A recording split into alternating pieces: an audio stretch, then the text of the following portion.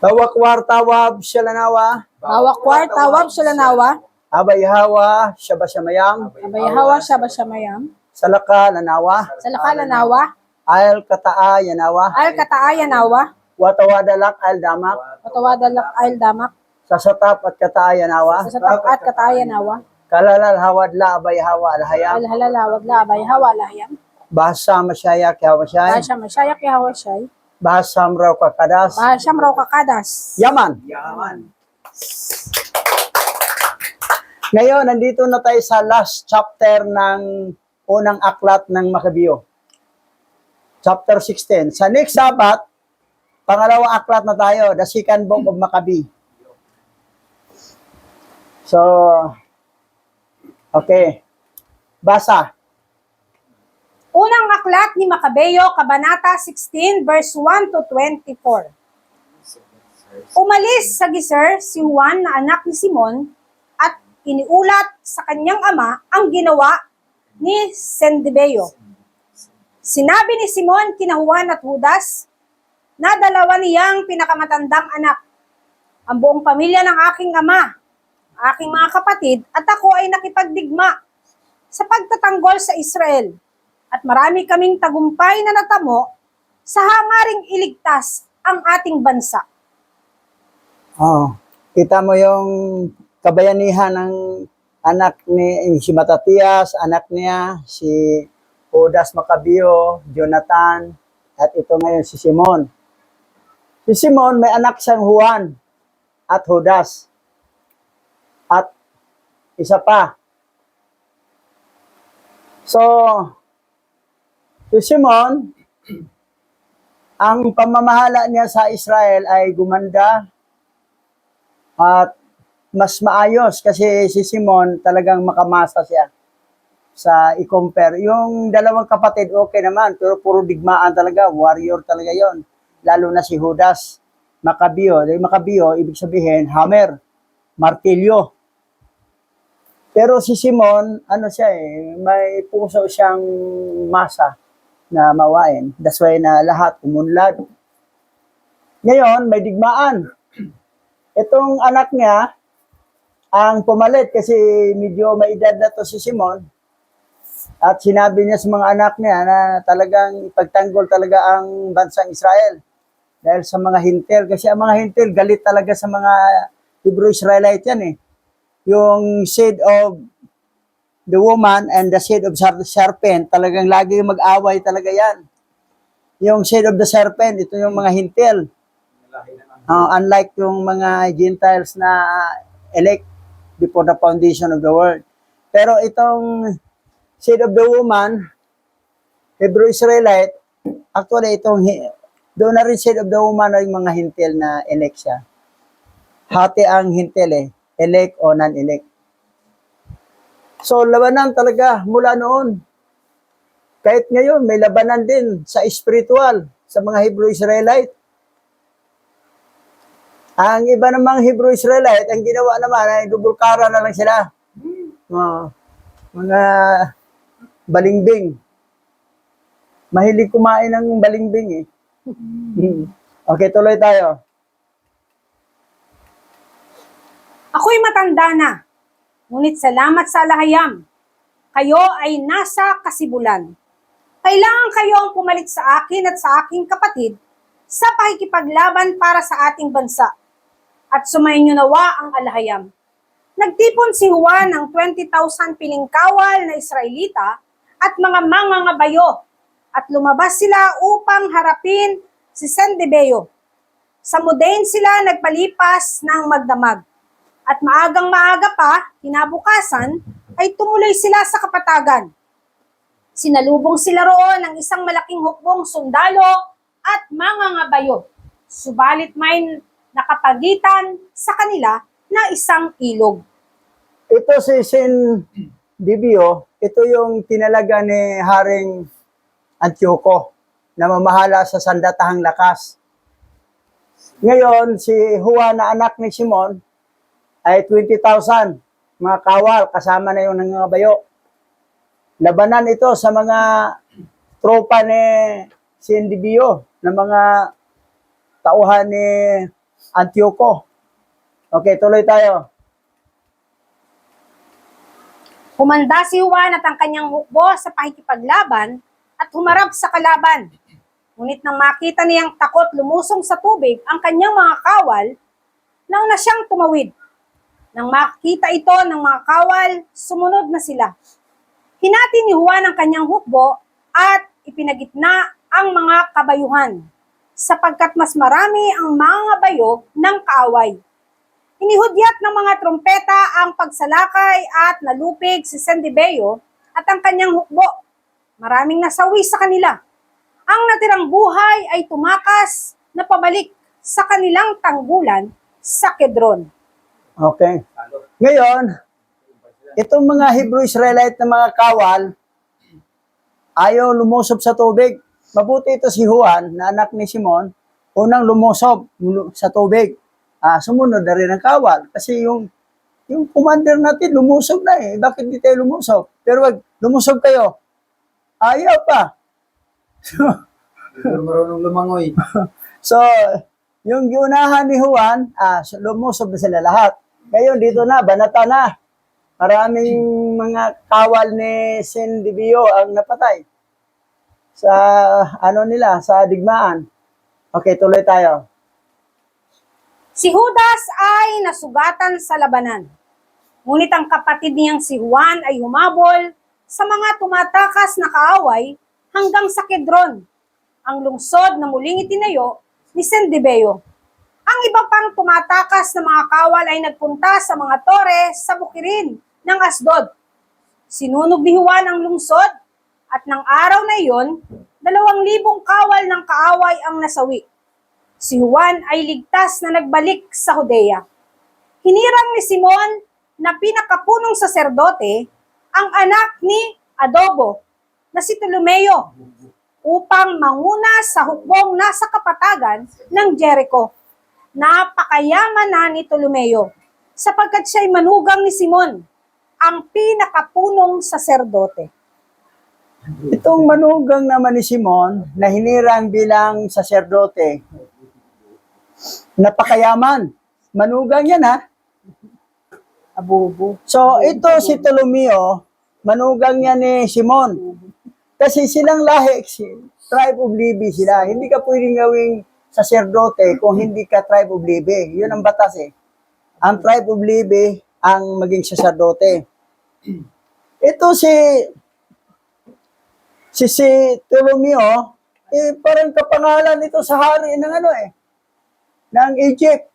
Na pagkatapos ng paraon, si Ptolomeo na ang tinalaga ni Alexander the Great.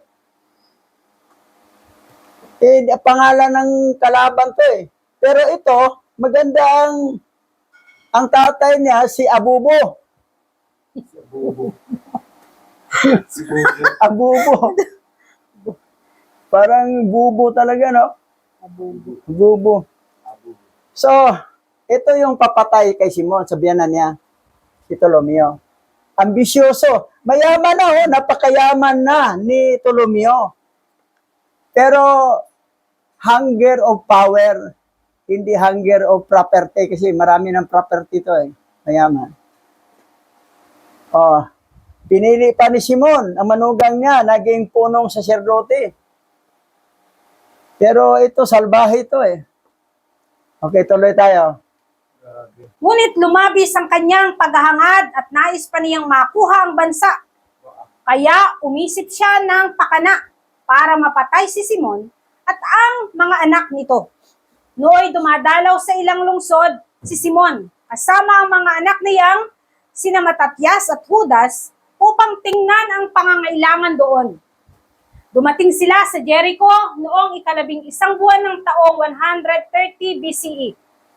Pinatuloy sila ni Ptolomeo sa maliit na muog ng dok na ipinagawa niya. May balak pa rin siyang patayin si Simon at ang 2 anak nito. Nagpahanda si Ptolomeo ng isang malaking salo-salo para sa mag-aama. Subalit may mga tauhan siyang nagkukubli sa muog. Ayan. 3 anak na lalaki ni Simon.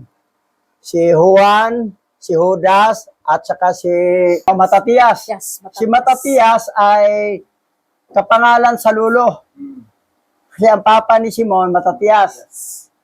Si Judas, kapangalan sa kapatid niya. Junior na po. At saka, Ngayon, ito si Ptolomeo, manugang niya, gusto talaga niyang mamuno sa bansang Israel. That's why na patayin niya ang kanyang biyanan, pati yung mga anak, para siya na ang kahalili, mamuno. Bukalit. Siya pumalit. Kasi ang asawa niya, anak naman ni Simon. So, iba talaga ambisyon ng tao. Ang ambisyon ng tao na sumubra ay talagang nakakasira sa kanyang pagkatao. Ito naman si Simon din, kaya lang nangyari sa kanya, dahil sumpa sa kanya yan, dahil sa kanyang pagsanib sa Roma. At hindi niya namalayan, pinalasing sila at doon sila papatayin. Talagang uminom rin ng alak. Ang malasing na di na kayang lumaban sa sobrang kalasingan. Okay, tuloy tayo. Nang malasing si Simon at ang mga anak nito, lumabas si Ptolomeo at ang kanyang mga tauhan. Hawak ang kanilang tabak. Pumasok sila sa bulwagan ng handaan at pinatay si Simon at ang dalawang anak nito, pati ilang alipin. Sa ganitong nakahihindik na kataksilan, kasamaan ang isinukli ni Ptolomeo sa kabutihan. Pagkatapos, isinulat ni Ptolomeo ang kanyang ginawa at ipinadala sa hari. Sa sulat, hiniling niya na padalhan siya ng mga kawal para tulungan siya. Hiniling din niya na ibigay sa kanya ang bansa at mga lungsod. Biro mo, parang si Tripo to eh. Kaya si Tripo, hintil naman yon. Ito si Ptolomeo, Hebrew-Israelite yan, tribe of Levi yan eh.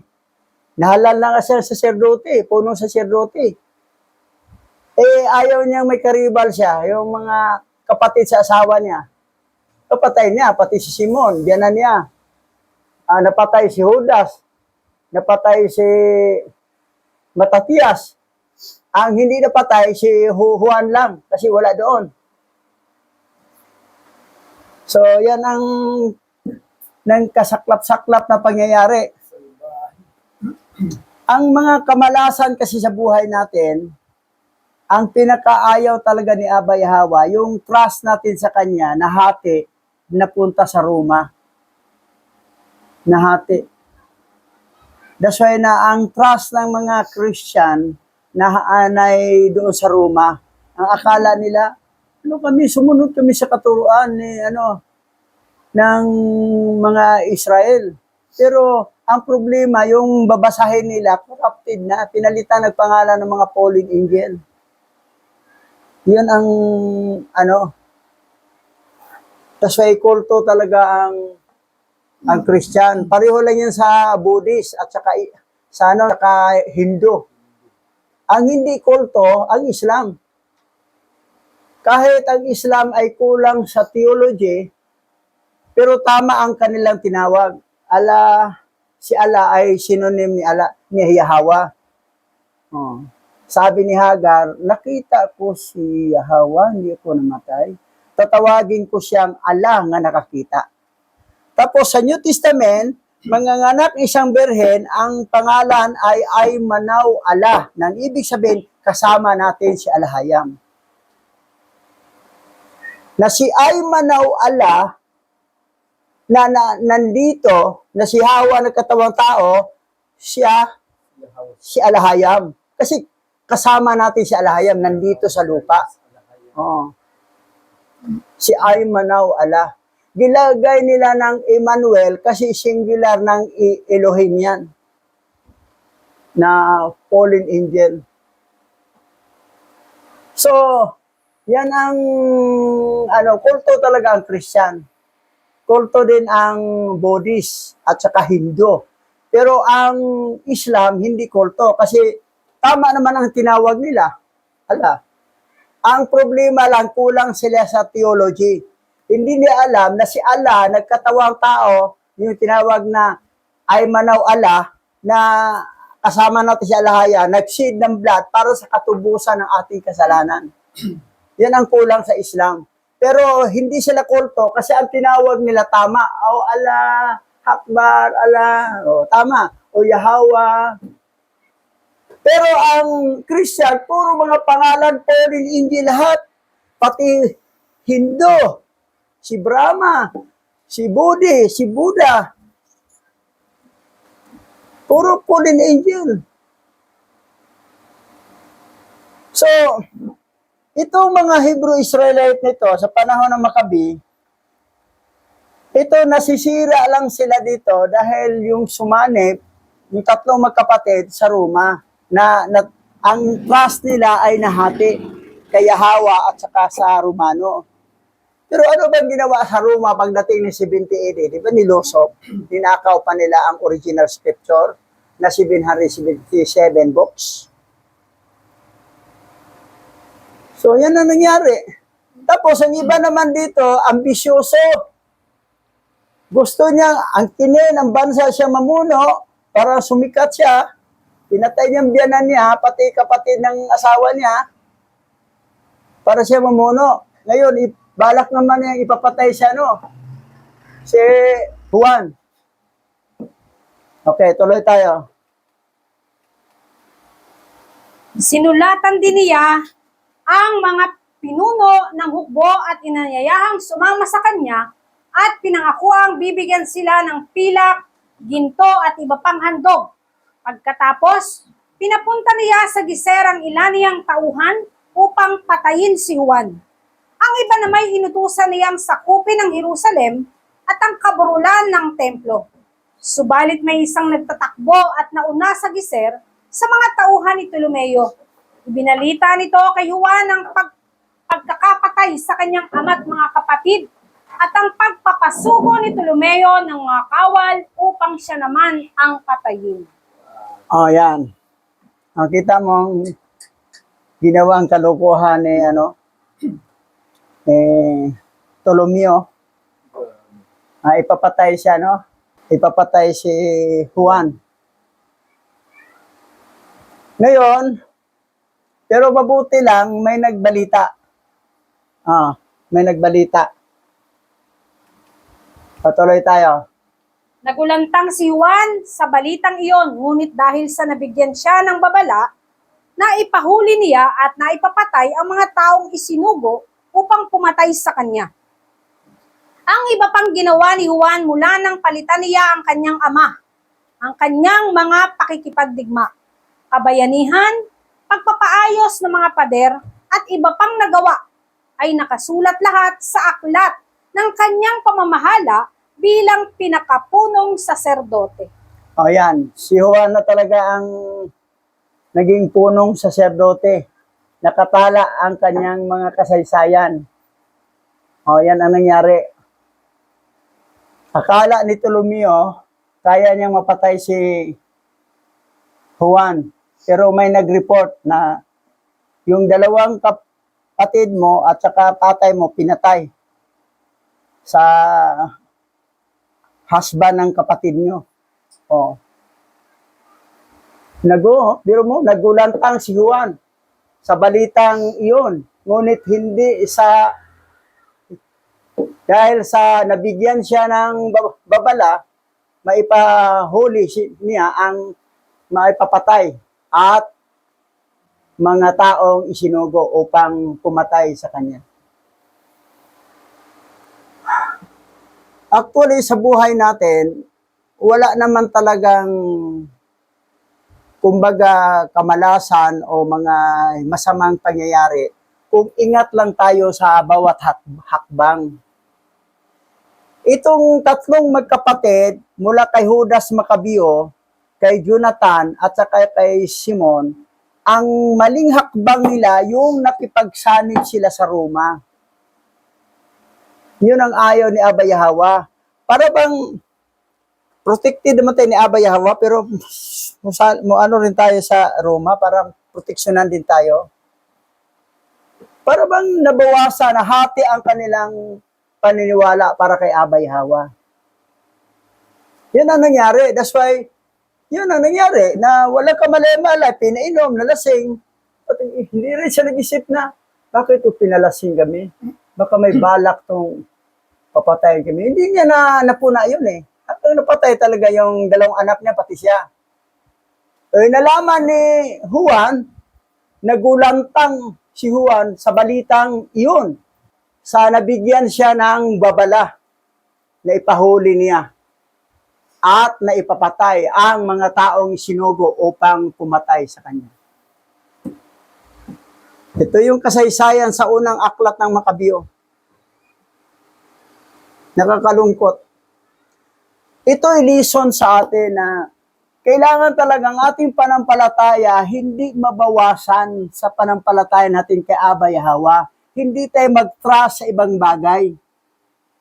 Na, okay, Abba Yahweh, ay naniwala ako sa iyo. Kailang bukas Sunday, sisimba ako doon sa mga fallen angel kasi bibigyan ako ng blessing. Iyan ang mga problema sa mga balingbing na double kara. Yan ang problema. That's why dumating sa buhay ang mga kamalasan na inalaw ni Abba Yahweh dahil nga sa mga error. That's why ingat na ingat tayo sa error.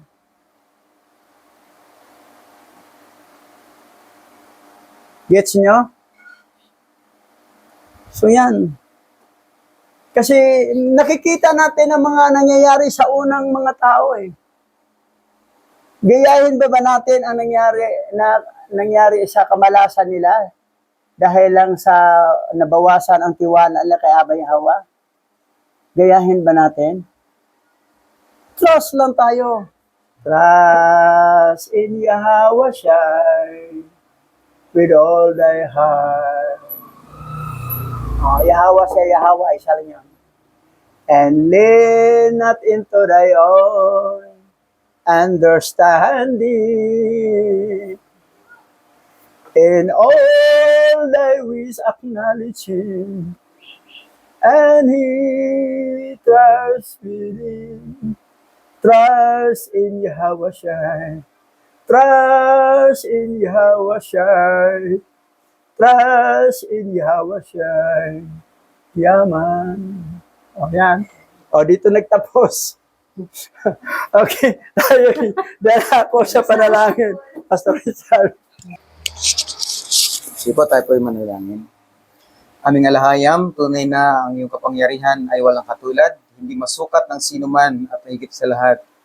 Ang magtiwala sa iyo ay higit na mainam kaysa patuloy na itaas ang kalaban against sa iyo. Aming Yahweh, muli aming hinihiling mula nung kayo ay aming makilala hanggang sa mga araw na ito. Ang patuloy na paghahayag ng iyong banal na pangalan. Ang matagal na naitago sa lahat ng mga believers mo ay patuloy na aming ipapahayag sa mga araw na darating at ang kasulatan na aming hinihiling na ito'y maayos. Sa biyaya at kapangyarihan mo sa tamang oras at panahon, aming Yahweh, dalangin po namin ang mga kamay na inihanda mo, ang mga halaga na kailangan naming budget para sa mga pag-aayos nito.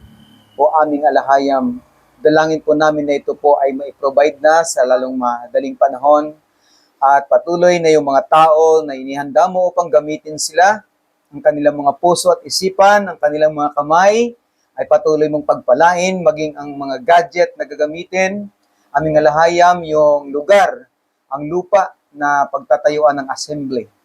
Hinihiling namin na yung basbas at pagpapala mula sa iyong trono. Lingapin mo ang dakong ito ng green breeze at pagpalain mo ang iyong mga anak sa parte na ito ng Rizal at patuloy na maranasan po namin ang kaganapan sa lalong madaling panahon. Aming alahayam, salamat sa buhay taglay ng bawat isa sa mga biyaya at pagpapalang patuloy naming natatamo mula sa iyong grasya. Ikaw ang aming itinataas sa araw na ito, pinararangalan ka namin at lubos kaming umaasa sa iyong magagawa at gagawin pa sa buhay namin sa pamamagitan ng iyong anak na nag-iisang tagapagligtas naming lahat, ang Masyayak Yahushai na iyong katauhan. Luwalhatiin ka aming Yahweh, aming alahayam sa pamamagitan ng banal at makapangyarihang pangalan na ikaw ay nagkatawang tao as Masayat Yahawasyay, luwalatiin ka sa araw na ito. Yaman.